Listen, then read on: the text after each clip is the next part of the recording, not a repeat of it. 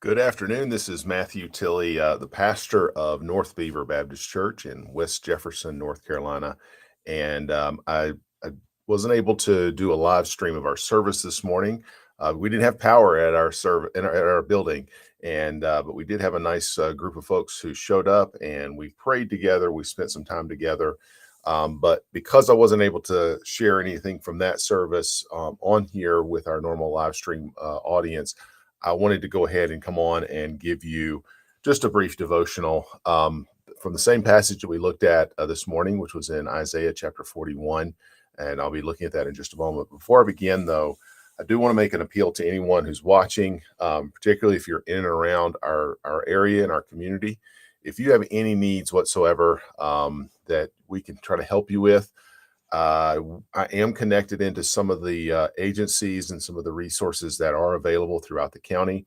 I'm working to get better connections and making sure that I can direct people to the right places. But if you don't have access to the help you need, if you need anything, particularly the necessities of life, things like water and food and things like that, please reach out. I will make a point to drop in my comments both on Facebook and on YouTube a way to reach out to me. But you can certainly contact through any of these social media channels. If you're watching this, you're certainly welcome to respond. And I will do the best I can to respond to you and connect you to those resources. So I do know there are a lot of agencies, a lot of groups who are doing a lot of work, a lot of good work.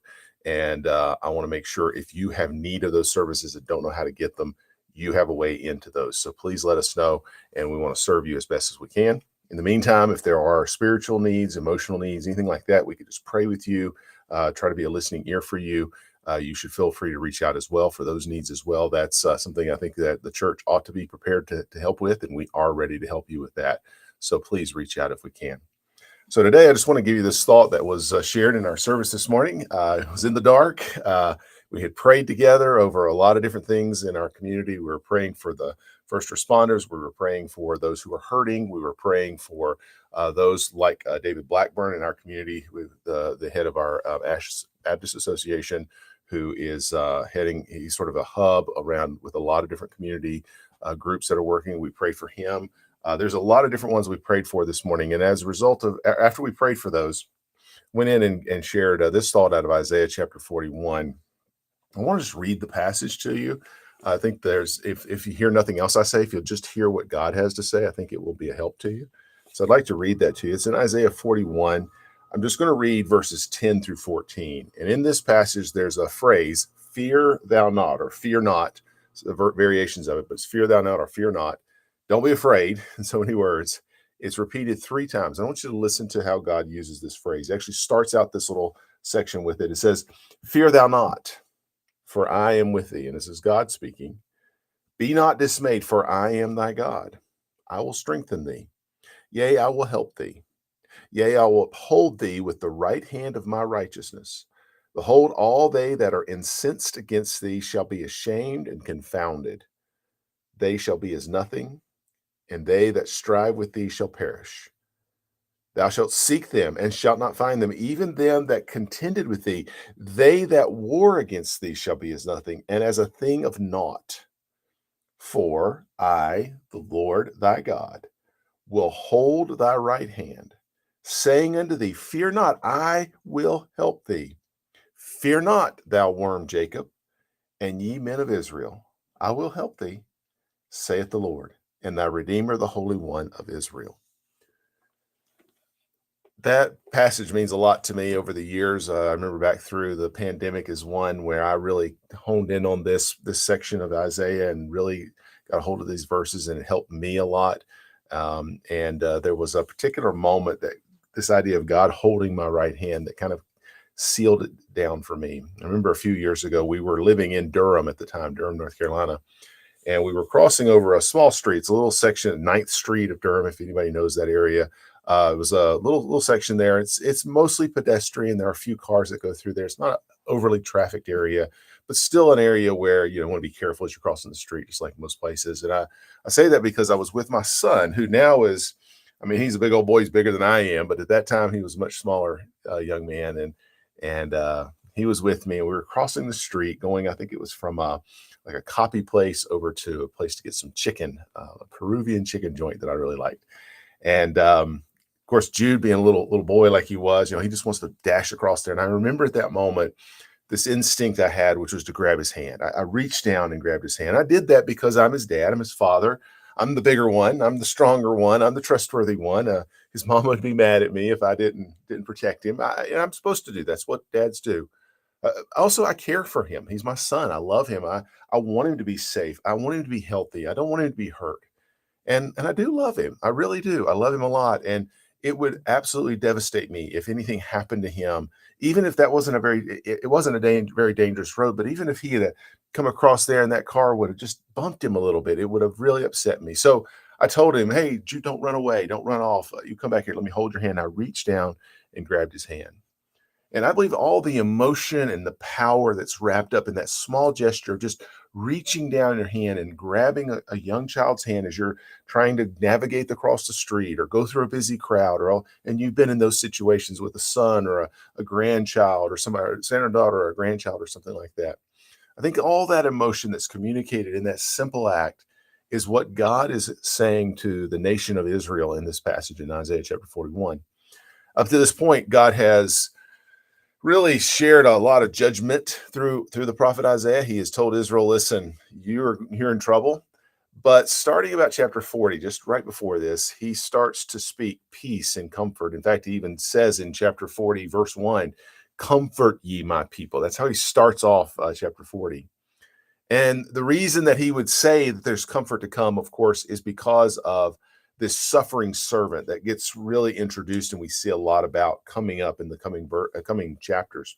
But nonetheless, that suffering servant who would secure justice and acceptance and restoration, victory.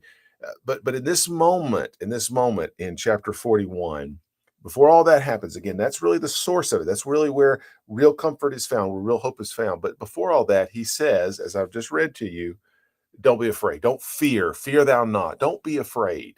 And he says it three times in this little short span of a few verses. And I think this is important for us right now because some of you, and myself included, I don't want to just make it all about y'all. I'm here with you. We're worried about how things are going to turn out. How long is it going to take? How are we going to move forward? What is the best way? And some of you are in some pretty bad circumstances and you don't know exactly how you're going to figure out the next steps that are ahead. But as there's an old song that goes, "There's many things about tomorrow that I don't seem to understand, but I know who holds tomorrow and I know who holds my hand." You may know that song. I won't upset your ears by singing it because of my singing voice is not what anyone wants to hear. But there's a lot of reasons to have fear in this world, and in our area right now, we have lots of reasons to be concerned. But we have God's word on the fact that we don't have to be afraid. First of all, he says we don't have to be afraid, as he says in verse 10, "For I am thy God," because he is the God that we are trusting. Now, who is the God? Now, again, we talk about gods and in a Christian sense, a Christian setting, in this sense of religion that we tend to be familiar with. At least I'm familiar with, and a lot of you that are listening to me are familiar with. We sort of assume who God is. He's the one true God. We know that, but we don't really think about it in terms of who exactly is He. Well, in this text, and you'll see it throughout these verses that I've read. But if you go back to verse 4, just for context, you'll see he defines himself, he describes himself, and he says, this is who's talking. He says that I, the Lord, the first and the last, I am, and with the last, I am he. He's saying that he is the one who started this thing, and he's the one that ends this thing. And even in his name, in the King James Version, which is what I'm reading, it's Lord. In fact, in verse 4, it's like this. You'll see it again in verse 13, in verse 14, where his name, Lord, Lord. If you look and pay attention, it's actually all capital letters, which is a signal, maybe not a perfect signal, but it's a good signal in the King James Version, at least. And the word underneath that is a very specific name for God. It is his proper name. Just like my name is Matthew and Matthew is a man, my God's name is the name underneath this because my God is a God. So in other words, his name, his proper name is this name. And his name is, we sort of say it in the English way of saying it, is Yahweh. Yahweh. It's actually 4 letters in the Hebrew, but we would pronounce it Yahweh or Jehovah if you want to use that phrasing. Same idea, same word. And it essentially means, first of all, it's his name. His name is Yahweh. His name is Jehovah. He is the self-existing one. There is nobody that he answers to. No one comes before him. He is the uncaused cause. He is the first, as he says there, the first, and he is with the last. He is everything. He is over everything. He's sovereign over it all. And that person, that specific person, is your God. He says, I am thy God in verse 10. And because he is your God, he says in verse 10 that we do not need to be dismayed. He says, fear not, for I'm with thee. I'm thy God. Be not dismayed. And that idea of dismayed is looking around frantically. I'm bad to misplace my keys constantly. I'm constantly misplacing my keys and trying to find them, trying to leave the house and can't do it because I can't find my keys. And when I do that, I get in this frantic, I got to find them, got to find them. I'm looking everywhere. I'm looking at the last place I thought I remember, the last place I normally put them, and all kinds of things. And they end up being in a coat pocket that I forgot I'd worn. You get that frantic feeling, that dismayed that's the idea of dismayed. You're looking every which way to find the right answer. And it may feel like you're making progress, but ultimately it's not helpful. And most of the time, usually it's not very helpful. It just gets you stressed and doesn't really accomplish anything. But God says you don't have to look around in frantic panic. He says, I am with you. I'm right there with you. Because he even says, I will help thee, verse 10, I will uphold thee with the right hand of my righteousness. He's got all the power that you need. He's got that. This is the God who doesn't need anybody else, who caused everything that we know to exist. And he says, I'm your God.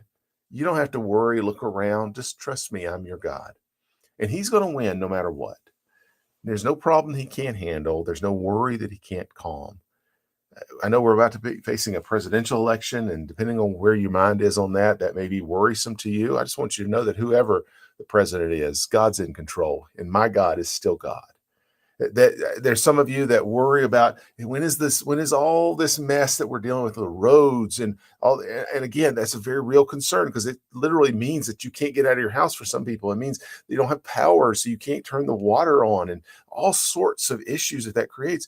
But I want you to know that whenever the power does come on, or no matter how long it is out, that this is the God that we can serve and that is with us and is our God. That when the bad news comes, whatever that bad news is, even when you don't have the answers, this God, he is God. This person, Yahweh, is our God. And he's the one who will and always does win in the end. But not only is he our God, but he is holding our hand. Look at what he says in verse 13. He says there in verse 13 that I, the Lord thy God, again, he reminds you who he is, our God, he is Yahweh, will hold thy right hand, saying, fear not, I will help thee. Now, don't miss the fact that he is this immense, all-powerful God, and he is in control of everything. I genuinely believe, and I would encourage you to believe, that this God that I'm speaking of is literally capable of anything. He can do anything. He has done amazing things. Everything that we know about that is in existence comes at his hand. Yet that same God is, as it's written about in Matthew chapter 1 and verse 23, he is Emmanuel, which is interpreted as God with us. He is this immense, powerful God, but he is close and he is present. The way Peter writes about this in 1 Peter chapter 5 and verse 17, he says that we can cast our cares on him, on God, the things that burden us, the things that weigh us down. Why? Because he careth for us. That doesn't just mean it does mean he loves us and all that's not, but that's not really the sense there. The sense is that he is actually actively working on our behalf. Now this is the God of the universe, and he is making sure stars are working, the sun rises in the morning and the moon is glowing. He's making sure all of that's working, but he's telling us as well, he is going to hold our hand in this situation, just like a perfect heavenly father would do. He's reaching down to his little child, you and me, and holding our hand. And when he does that, when he grabs that hand, you know what a father does when he's grabbing a little child's hand, assuming he's a loving father. I'm not talking about those mean, mad, bad daddies and all that. I'm not talking about that. I'm talking about good daddies. When they reach down to hold their son or their grandson's hand, or granddaughter or daughter's hand, they're offering guidance, which way to go. They're saying, listen, come with me this way, son. They're offering protection. I mean, them as by yourself without anybody beside you, all bets are off. No matter, depends on how big you are, I suppose. But they could come after you. But when a good father's got his son or daughter by the hand, nobody's going to bother you. Nobody's going to mess with you. You're protected. But on top of it all, as I tried to tell you in my story when I was telling about holding my son's hand crossing that road, he's loving us. He's watching over us. He's giving us care and protection. Care and protection we may not even realize we need. If you think about that little child, they don't even recognize that the reason mom or dad is holding them back is because there's a car that's zooming back and forth. They may not even recognize it, but that doesn't stop dad from holding the child's hand. And that's what God is offering. He is offering this one who is awe-inspiring in his power, is offering his very close presence with us. And that ought to inspire some confidence for us so that we can just simply trust him and obey him, knowing he is going to give us the tools we need to get through whatever it is that we're about to face. And those may be dark valleys of depression for some people.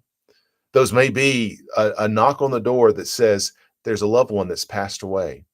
These may be some of you having to deal with ongoing terminal pain and emotional pain that just won't quit. It may be some uncertainty ahead. I know up here in our neck of the woods, in fact, where I live, we seem like we're constantly in a fog, especially in the fall time. It seems like we're in a fog. And sometimes when you get out on that road and it's so foggy, you can just barely see beyond the end of your car. And maybe that's how your life is. It's just more questions than answer, more confusion than clarity. But in those times, what God has promised is he's going to hold our hand to guide us, to protect us, and to show us his love. This is our God. This is Yahweh, the all-powerful one who lovingly holds your hand. And then lastly, I want to make sure you see this, that he's going to help you. In verse 14, he actually says, "Fear not, thou worm Jacob, and ye men of Israel, I will help thee." Now, it goes on in verses 15 and 16 to describe how he's going to help them. But let me help you understand one thing before we get to that. He calls him a worm. Now, worm Jacob, he's talking about Jacob, which is the children of Israel. And then he says, "you men of Israel." But he references them as a worm. And that's not a mistake. That was actually on purpose. He actually wants to call them a worm, not necessarily as an insult, but to give them a proper perspective. Ultimately, and this may sound bad, but it's true. It's true. Individually, I am, you are, we are all insignificant and powerless. When we are on our own, we are not able to do, some of us are able to do a lot of things and pretty amazing things, but even in spite of that, we are still pretty insignificant. But what God does is he says, I'm going to help you. And when God helps you, and you read those next two verses, 15 and 16, you'll actually see this as it comes to light. But he is saying, listen, I'm going to take those worms that are insignificant and powerless, and I'm going to transform them into mountain movers. He says, I'm going to take those little worms that were probably looked at by so many as victims, as something nothing more than just to run all over and to trounce on. I'm going to turn them into victors. He's going to take those worms that everybody looking at them was going to say, ain't worth anything. And he's going to transform them into something glorious and something amazing. This is what God does. This is what Yahweh does specifically. He helps you. And by helping you, he takes you who may well be powerless. You may be insignificant. It may be that no one is paying any attention. It may be you're not getting the help that you need. But when God helps, and he says he will, he helps in your hopeless situation, he is actually going to do amazing things. And this is what God does throughout the scriptures. Just some of the silly examples that come to my mind, or one of the silly examples rather that comes to my mind, is that donkey that Balaam the prophet was riding on. You may have heard this story from back in Sunday school, but I just need to remind you, there was a donkey, and donkeys, I mean, they're not known to be the smartest of animals, but they just workhorses, right? They just do what they're supposed to do. And sometimes they like to be stubborn and all that. But God took a donkey and put literal words in that donkey's mouth so he could speak to Balaam the prophet who was riding on his back to tell him, hey, listen, man, you need to wake up. God's got a message for you. God can do that.